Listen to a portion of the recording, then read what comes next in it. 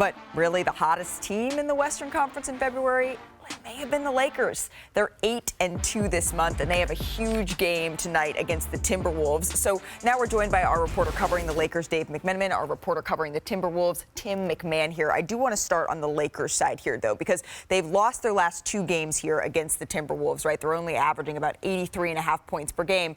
But that was before they got this guy that you know very well, Luka Doncic. Dave, what's the sense around the Lakers heading into this one? Well, I just want to look back at the game they played against the Timberwolves back on December 2nd. Okay. And that really changed everything. That was, I think, the worst game I've ever seen LeBron play in the entire time I've been covering his teams for more than a decade. He goes 4 for 16 from the field, 0 for 4 from 3, 6 turnovers. Shortly thereafter, he ends up taking about a week away from the team to get his body and mind right.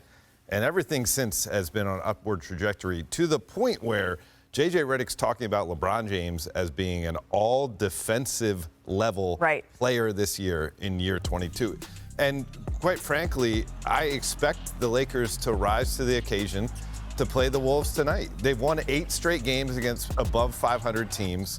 And as JJ Redick said, we recognize we have a battle every night to try to get to where we want to be in the Western Conference standings so we can make as much noise as possible in the playoffs. But the Lakers as a team, their defense has been elite as of late. They've basically since mid-January have really turned it up. I want to bring Kendrick Perkins back into the conversation here. Perk, what have you noticed surrounding JJ's schemes here defensively? You know JJ go bring the best out of you. He makes you think, right? And he got me thinking. And I'm wondering, why is this team so good defensively? Well, JJ Redick was a shooter, a damn good three-point shooter, one of the best I've seen, right? And so you look at this Laker team since January 15th, they're ranked number 1 defensively, but they're also ranked number 3 for us giving up three-pointers. And guess what? They're allowing them on purpose. Look how many players are in the paint. They're saying, Aaron Gordon, you know what? You can have that shot. And they're only making it at a 34% clip. Here you go again. 4 more guys in the paint, allowing guys to shoot these uncontested three-point shots. This is what they're playing. This is not nothing that's happening by accident. The plan is, the message that's being sent by the Lakers is, we believe that you don't have shooters, and that we also believe that you guys can't beat us from the three-point line, and it's been working. It's a fascinating experiment that JJ Redick is maybe trying here. I would argue that what's going on with the Lakers defense is one of the most important things to watch the rest of the regular season, because if they can keep this up, and what Perk is describing there is both smoke and mirrors and analytics, if that makes sense, because you're really rolling the dice, allowing open shots like that, but maybe JJ's identified something that there's too many guys who will take an open 3 when they shouldn't. And if it works, it totally changes the paradigm for the Lakers. I can't believe that they're able to defend this way, but they've been able to do it for so long at such a high level that I can't ignore it. And so what I really want to see in the upcoming few weeks here is when the coaches on the other side start to scheme against this.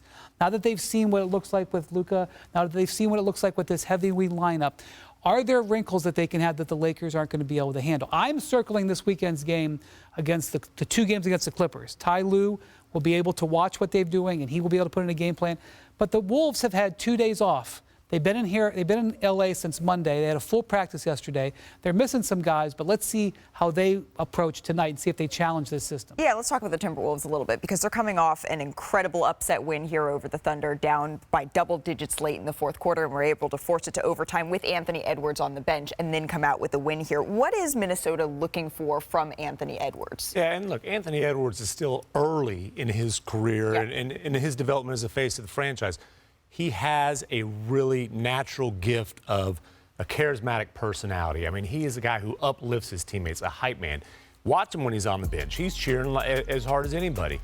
What Chris Finch has challenged Ant to do is to translate that personality into his game. The same way that he empowers his teammates with his voice, do it with your game. And it's things like trust in your teammates. Don't feel like down the stretch in close games you have to be the superhero every single time. A lot of their struggles this year in clutch situations have been because Ant puts on the cape instead of trusting his teammates. I think he's having a little bit of a frustrating season. After last year was such an uplifting and it was all positive, The changes this year without Karl Towns, he's been double teamed a lot, which he talked about when he talked to you at All-Star. He's talked about a lot of times after games when he gets doubled a lot.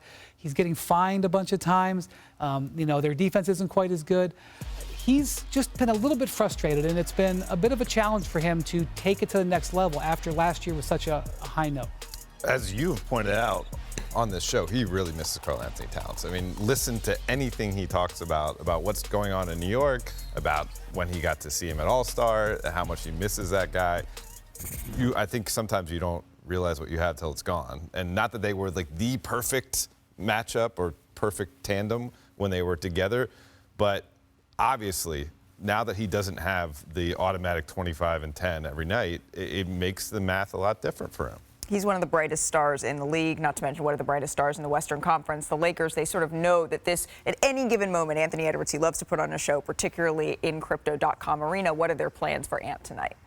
Well, I mean, you're going to see different looks against Anthony Edwards. Obviously, from the Lakers, you can't just go with one defender trying to stop him because he's going to come at you at waves. But, I expect to see some varying degree of, the Lakers tried to stop him at the front line, the point of the attack, and then you're going to have to, have guys like Jackson Hayes stay out of foul trouble to be able to provide some sort of rim protection when he gets downhill. We point out that it's questionable for Donte DiVincenzo to come back tonight, and I don't know what he'll be able to give them, but his three-point shooting, in theory, is able to stretch the court and make it harder to double Ant. And so Julius Randle, we know, has been out since January with a groin injury. He is getting closer, but getting Donte DiVincenzo back, even if it doesn't immediately happen tonight, could help this team get their offensive firepower back up. All right, Brian, it's time for our big three plays of last night. At number 3, Precious Achiuwa, the big sneeze, throwing it down over a Dembona with the left here. Watch him go. Don't give him space. The Knicks, they would get this win 110-105. That's our number 3 play. Pretty good. Expect that from him. At number 2, Kobe White puts Drew Eubanks here on a poster. White they overplayed him.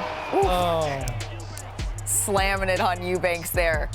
One more look at this one before we get to our number 1 play of the evening. That would have been number 1 on a lot of evenings. However, before we get to the number 1 play here, which of course is Shaedon Sharpe, we have to get to a little bit of the foreshadowing during pregame warm-ups. If you're throwing down dunks like this in the warm-ups, right, then it's like, okay, maybe we're in for something special during the game. The number 1 play from last night is maybe also the number 1 play of the year so far. Shaedon Sharpe with the steal, and then he brings it back.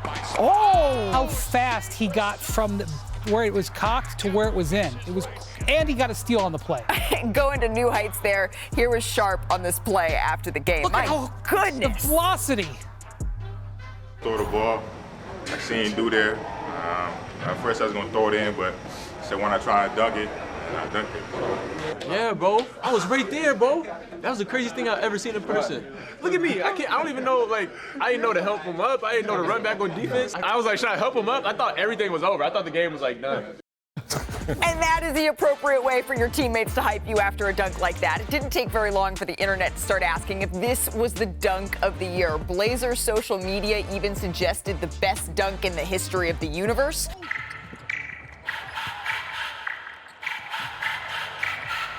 Oh, Shaedon Sharpe packed it back. A vicious right-hand hammer. When you go up, what's going through your mind? Are you planning something like that? No, I just jumped. I thought I was too far, so I was going to throw it in, but then I, rethought, and I said, why not try and dunk it? So I tried it, and, it happened. Shaedon Sharpe, unbelievable throwdown. All right, Shaedon Sharpe's dunk was amazing.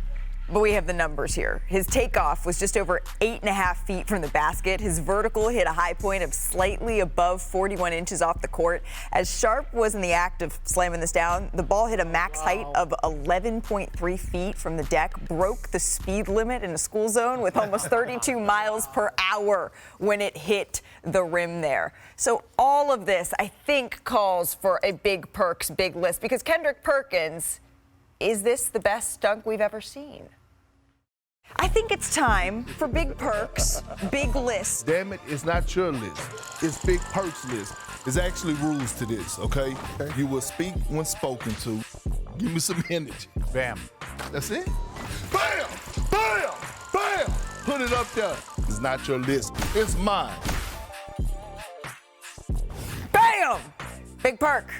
I think it is time for a big list. We coming in 2025 hot. Now, Dave, Tim, this is your first time being part of this segment. And because we're in 2025, there's rules to this. You will speak when spoken to, okay?